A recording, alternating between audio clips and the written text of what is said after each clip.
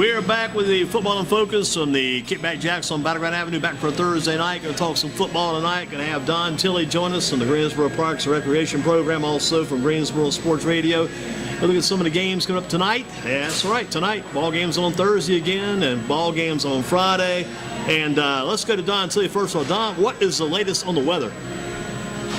The way it looks right now, you can give us the eyewitness report. Look out the window. Hey, you can also tell us what's on the schedule. Okay, too. The way it looks like tonight, they're going to be fine. In fact, it's going to probably be seasonably warm for the first day in November.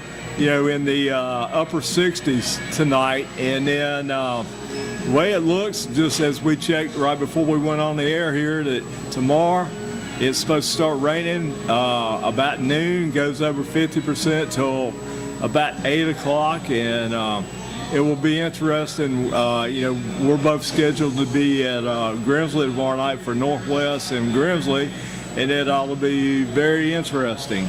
Could be interesting, like you say, if it rains during the day and rains into the night. We wish we could get a break. They keep changing the forecast, shifting around. Hopefully the clouds might move or shift, might get a break tomorrow. I tell you, I've never seen a football season that's been so disoriented. Yeah. But then if you think about it, this is the first football season I can ever remember in my 40-plus years of being around football that we've had two hurricanes during one football season. So, I mean, I think we have played football on every night of the week this year, but Tuesday night here locally. And you were telling me down east they actually were playing Tuesday night games. Yeah, because Rodney Brewington's team down at Southview lost their first game of the year on a Tuesday night. So that's been almost every night. Plus, I'm sure somebody's probably played Saturday too. Like I say, and it's what I understand.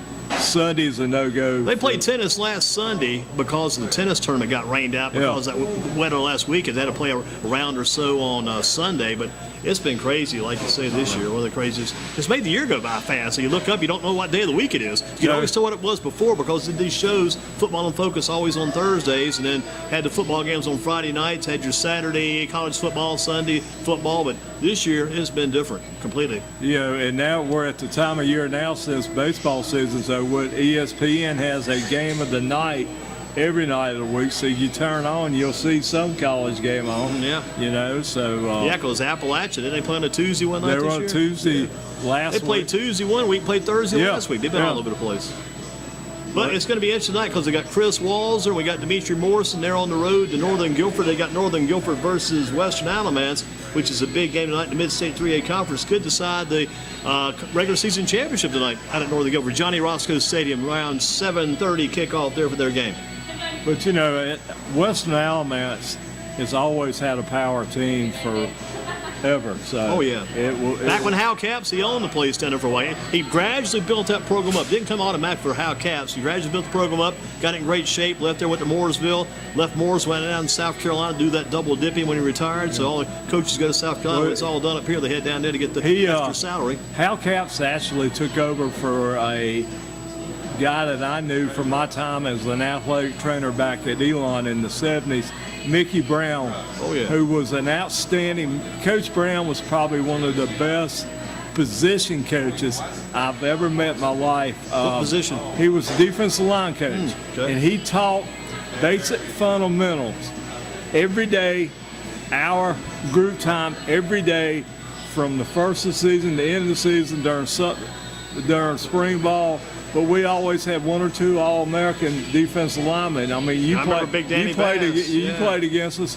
Yeah. We had Ricky Locklear, Randy Oxidine, the Indians, plus Glenn Ellis. Danny was one of my roommates. Did Don Cornotto play football and wrestle both? Did Don play football? He was before me. Because he came out of Eastern Alamance. Yeah, but he was before me because he was already in professional wrestling when I was first went to school down there. But Glenn Ellis, that coached defensive line over here at Grimsley for years, was an All-American my first year there. So we always had very good line coaches. The debate would be, people wouldn't believe it, but the debate would be, I think you could take a team of Elon, the Fighting Christians back in the 70s, and put them up against a team today, the Elon Phoenix of 2018. I think the 70s team would give that 2018 team a very good run for the money. I think probably could beat them maybe a few times too. Well, people talk about the change in level of play, but Elon was playing a level of football back in those days, NAIA level, as good as anybody around. They were national champs 2 times. Yes, Twice. sir. 80 and 81, and that was NAIA we was good back then. my freshman year was 73, and we lost in the national championship game to Abilene Christian that had Wilbert Montgomery and Clint Longley that played quarterback for the Cowboys. He had one big game, Thanksgiving Day, about 1975, I think it was. Yes, Beat sir. the Redskins on But TV but that was a good school too. Yeah, and then Stephen F. Austin was good back then. Stephen F. Austin, Central Arkansas. By the way, Michael Wyman Dudley got an offer from Arkansas this week. He's picking up things, and you're picking us up on the days back then. Those are some good days. Yes, sir. But we felt like in the mid '70s and into the '80s, we felt like we could have played with anybody in the state of North Carolina. I wish they would have had a game maybe back because they had a game or two in this era, which are playing teams like Wake Forest next year. They played Duke. I wish Elon would have played Duke back about that time to see what would have happened. Would have been interesting. Well, and then after Coach Rib Wilson, our coach, left and went to Duke, and he took some of his old staff with him, but Jerry Tolley, the mayor of Elon now, stayed and won back-to-back national titles, and then walked away at like age 40 and never coached again. But after you went back-to-back national titles, what more can you really do? Yeah, he must have given a blood transfusion to somebody. They picked up his coaching blood. He picked up that new blood and then got into the politics and things like that. Let's look at this night too. We have some other games going on. We got the West Northern Guilford game, maybe for the Mid-State 3A Championship with, again, Chris Walzer, Dimitri Morrison out at Johnny Roscoe Stadium with Coach Eric Westberg leading his charges for Northern Guilford. And as Don mentioned, Western Alamance led by Jeff Snuffer these days. You've got Mount Tabor and Dudley going at it over at Tarpley Stadium. You got Mr. Pulaski, Mr. Brackett over there on 1320, bringing that game to someone tonight. You got Western Guilford at Smith, Southern Guilford at Eastern Guilford. A lot of games in the area. Teams like Page, Ragsdale, High Point, and Central all off. Again, tomorrow night's game, Grimsley and Northwest should be a very big game for us over Grimsley, because that game could put a team in the playoffs. The team that loses could be done for the year. You don't know. If Grimsley wins, they got to win a record for the regular season. First time in a long time. So, I was reading High Point Central's actually finished the season. They're done. They're 3-8. They've already packed up. They'll be off for a month before the playoffs begin. Well, they're out of it. They can't. I'll tell you what, though, they got a good future. The future's good for them, because I saw Ferndale yesterday. Ferndale's got this kid, Aaron Covington, the quarterback from Ferndale. I think he threw up one touchdown pass, about 78 yards yesterday. So the future is bright for Central. They just got to wait their turn. Oh yeah, and don't lose all your guys over to High Point Christian. Try to keep them over to High Point Central. Yeah, that seems to be an issue too. Yeah, they made that move. You talked about reading something this week about High Point Christian and the new quarterback Hummel. Now they got the kid, the former quarterback John Saunders Jr., wide receiver. I mean, that could work out pretty good for the future. And I noticed they're in the North Carolina private school playoffs, but yet this week they're playing a team from Georgia. Yeah, Rayburn Gap is in that association of all things. They joined the association. Greensboro Day's got to play those guys during basketball season. Oh, Lord. The weird thing about that deal this year, I think they're actually in the 2A rankings this year. Last year, I think they were 3A with Charlotte Christian. But I think in the playoffs this year that High Point Christian got settled down to the 2A level, which they'd have a very good chance to win the title at that level. They wouldn't win it at 3A because Charlotte Christian's going to win that. Nobody can quite stop them, because they've beaten a lot of public schools.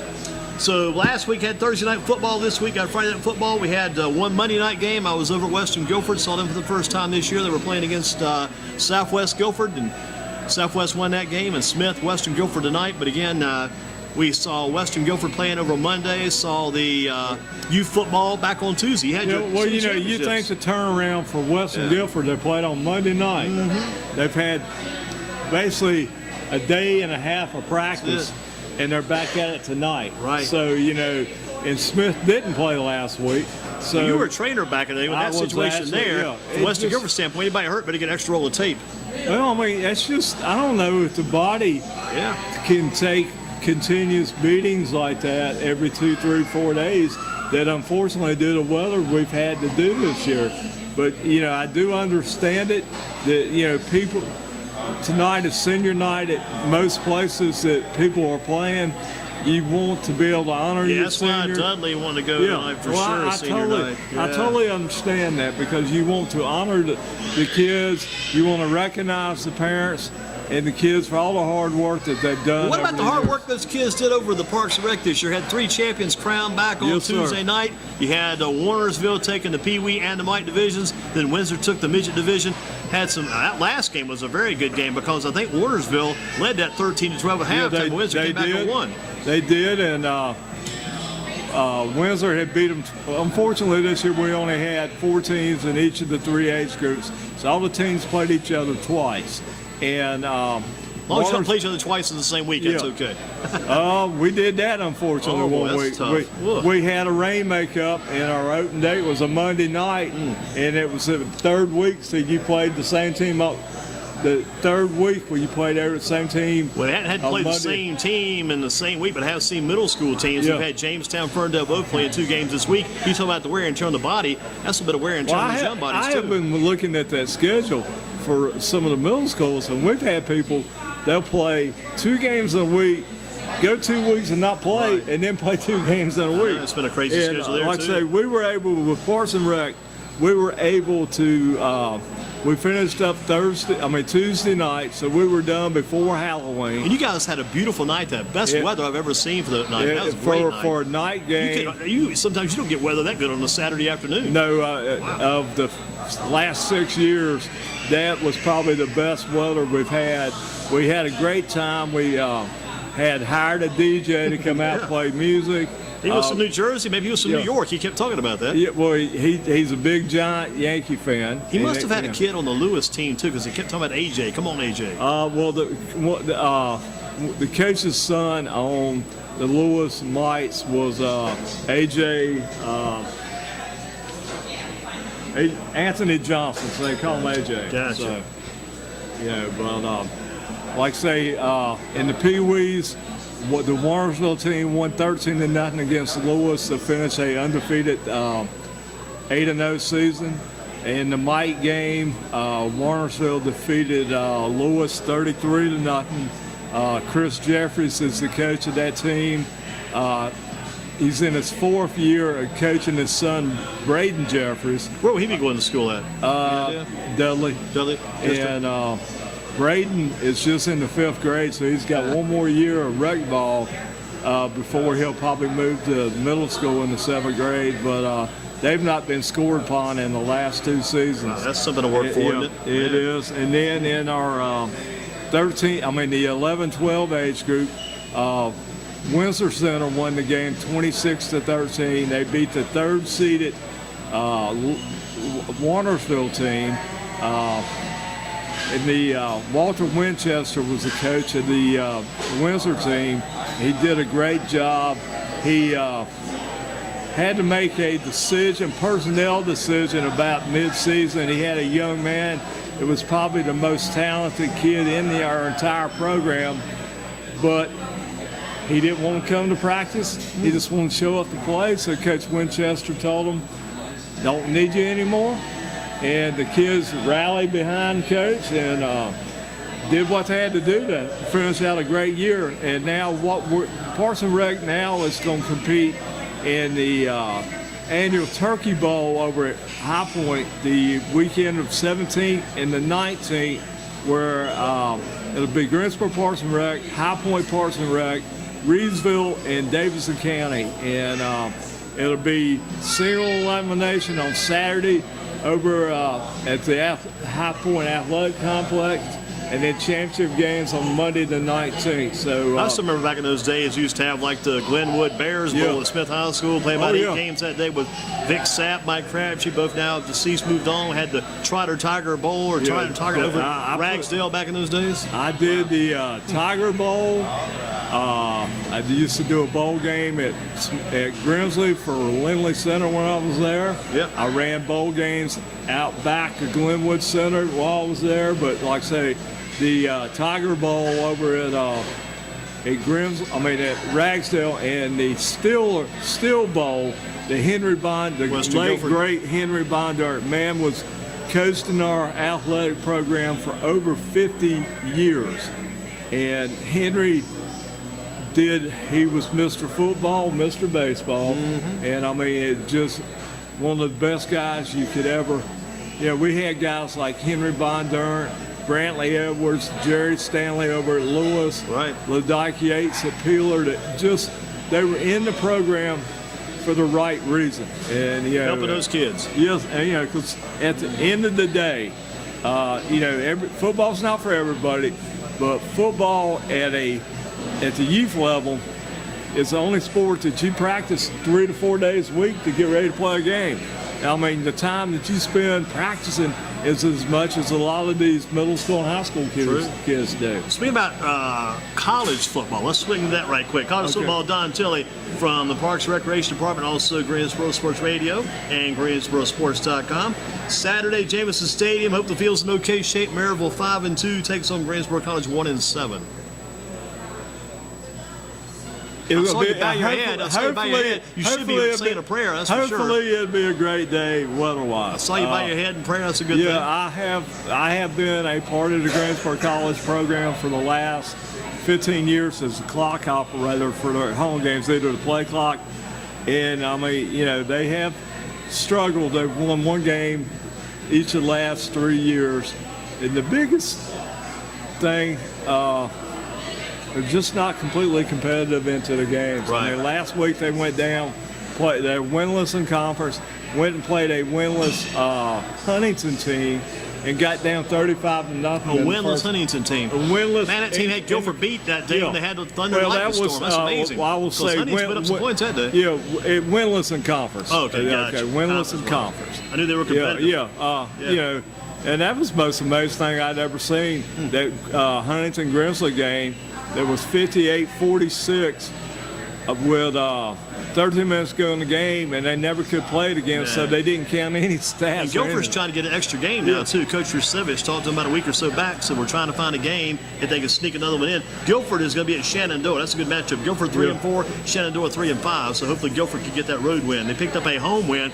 Last Saturday, Guilford, all these crazy games Guilford has had, like 48-36. They had it 91 points, give it to Davis. Yeah. They gave up 3 points. It was like people were in shock. Gave up 3 points last Saturday in that win against the team of Washington Lee that's been beating Guilford in recent years, and Washington Lee's been wiping people out. They got one of the top rushers in the country. Guilford shut them down in a great defensive battle today. Well, you when you're dealing with 18 to 22-year-olds, you really don't know what you're going to get. Just like in the high school game where we got, 15-year-olds to 18-year-olds, depending on the day. I mean, or how the wind blows sometimes. Yeah, you may be coming back off of time for fall break. Maybe come back off some exams. You never know. How about Norfolk State, 3-4, NC A&T 6-2. A&T's got the greatest homecoming on earth this weekend. Big celebration again for A&T's homecoming. They're playing Saturday, hosting the Spartans of Norfolk State. That's always seems that. Huge. I mean, we basically at Greensboro Parks and Rec, we can't schedule anything the weekend of A&T. Everybody's be at that game. Because everybody's at their game, They're involved in all the activities during the week. Yeah, and so,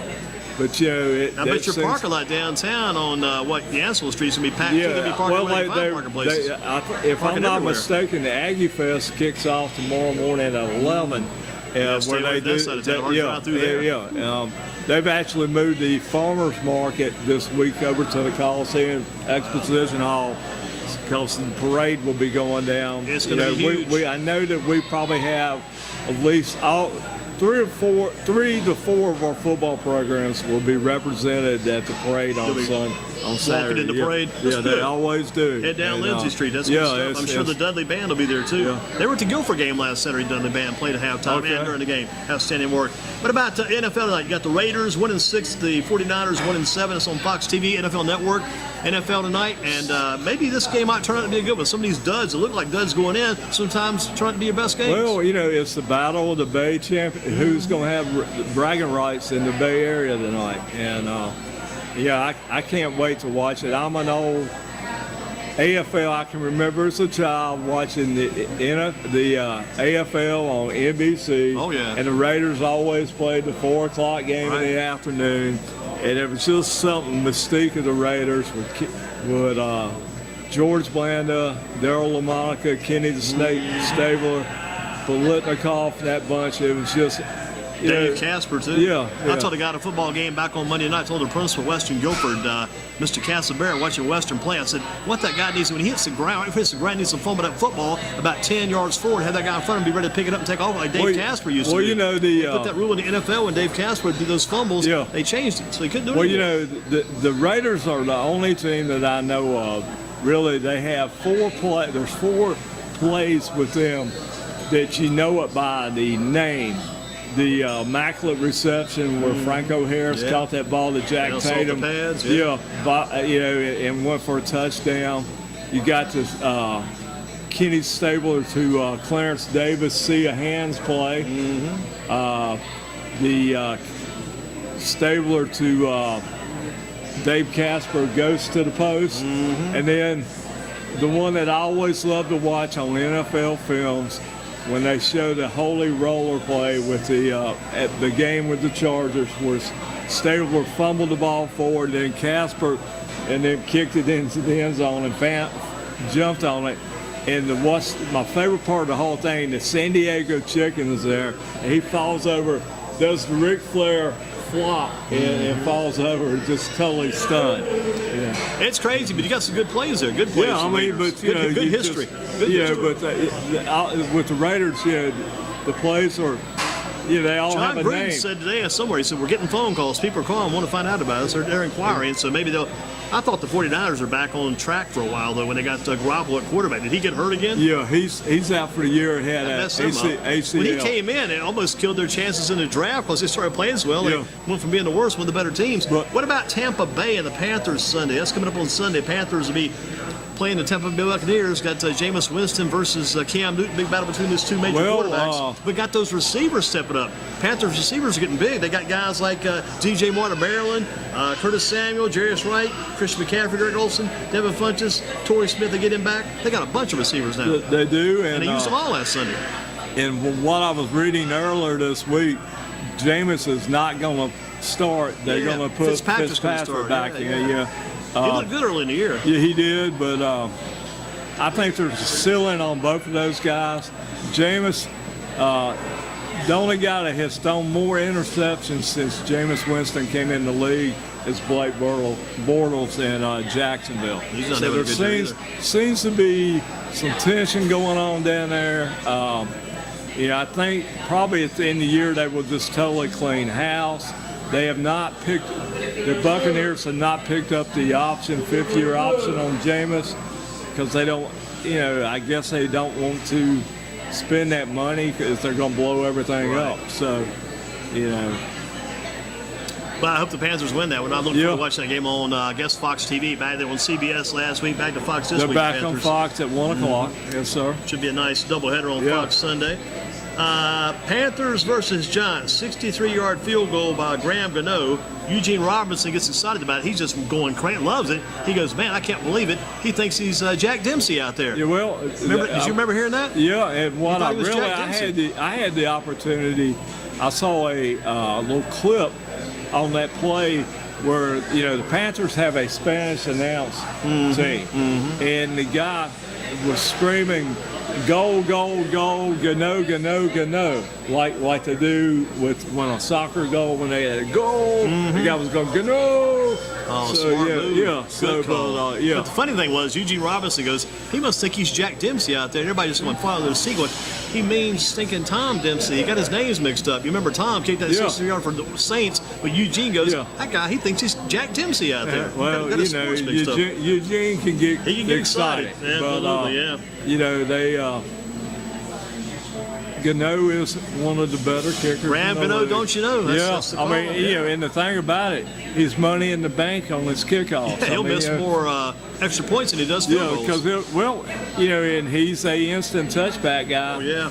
He reminds me of the young man over at Eastern Guilford, kicking off. Colin Smith. Yeah, I'm all for kicking the ball. Yeah, Graham Gano may supplant John Casey as the team's all-time best kicker. Yeah. Things keep going like that. He's right at it now, in my opinion. Boy, Casey was a good one, too.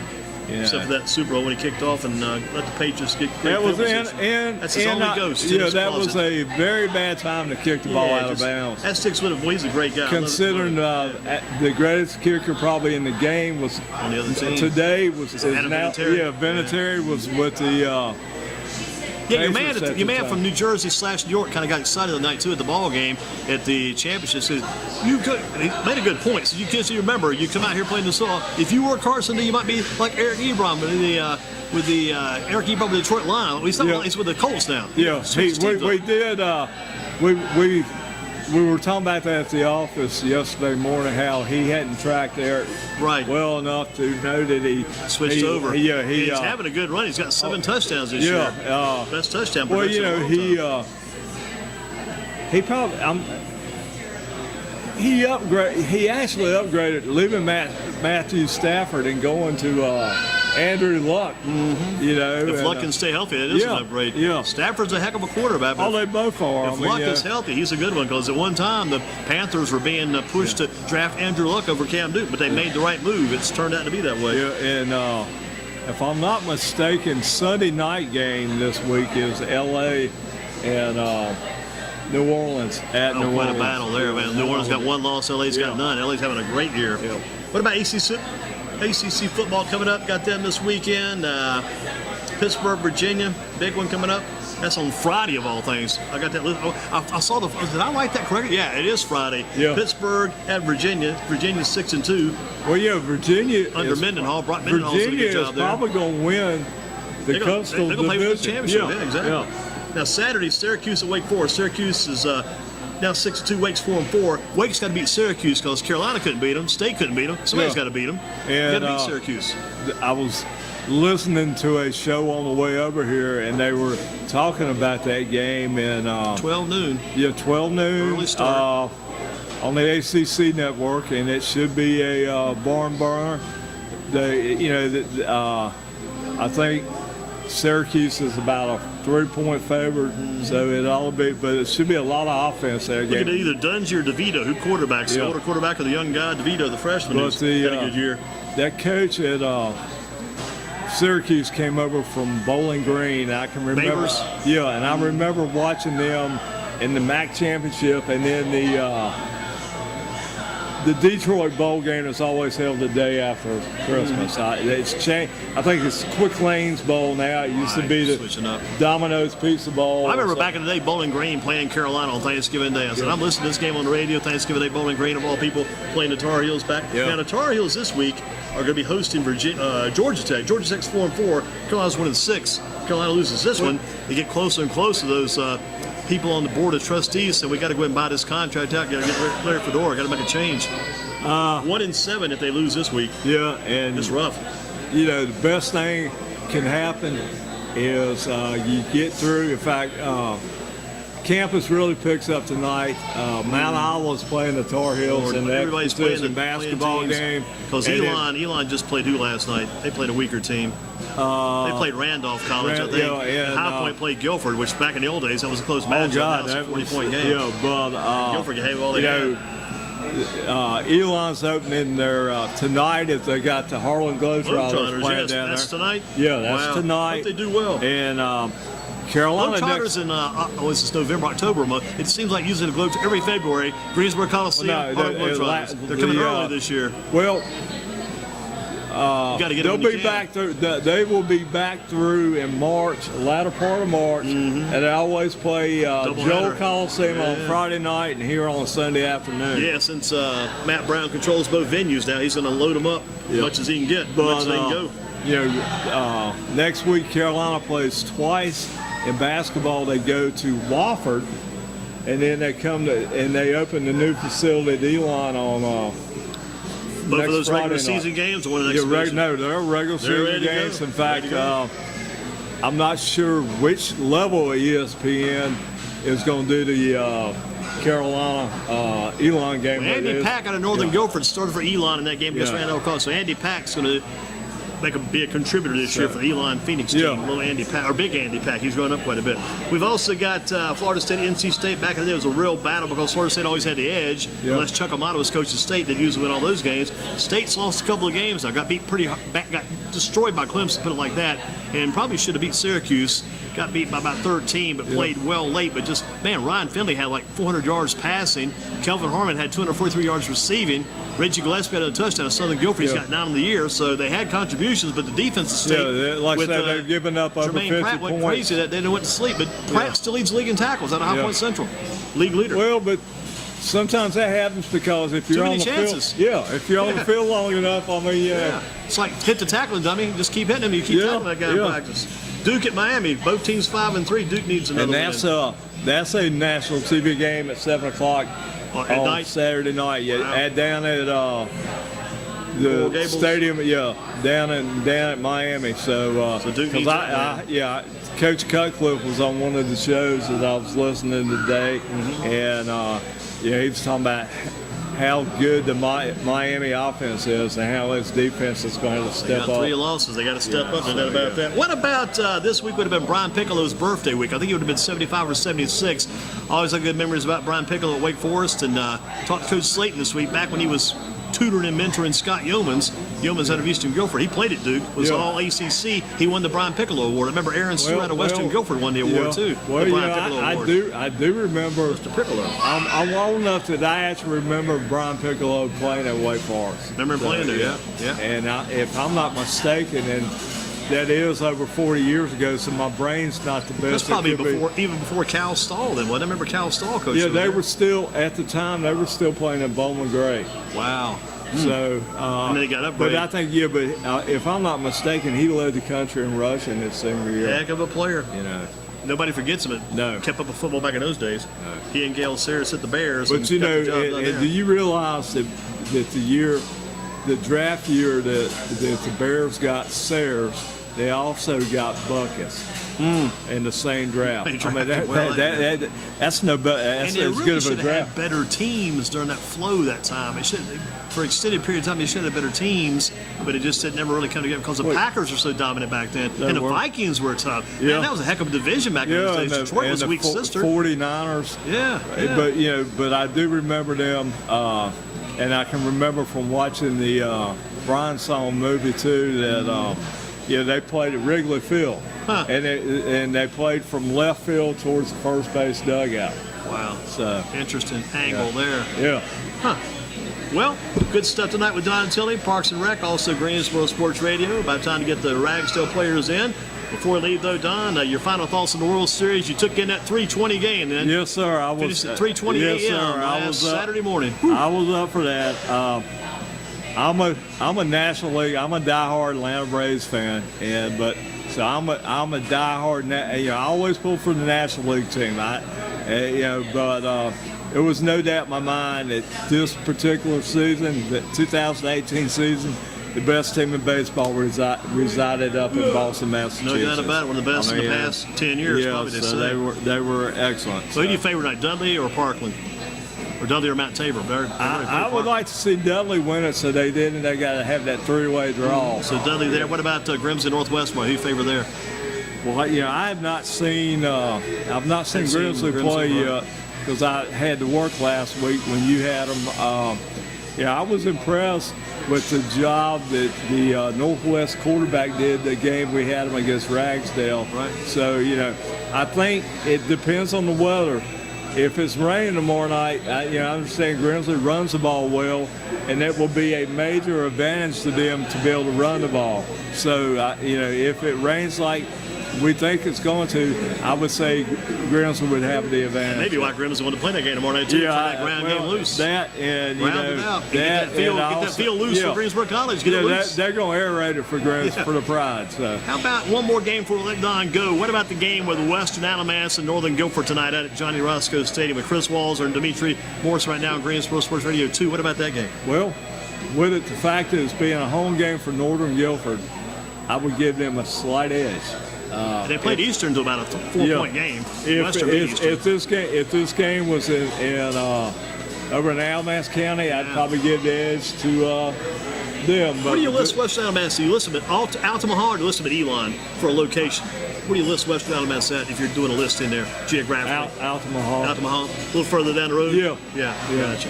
Well, Don, outstanding job. All right, and we'll see you tomorrow night. Got tomorrow night, Don Tilley coming in. Got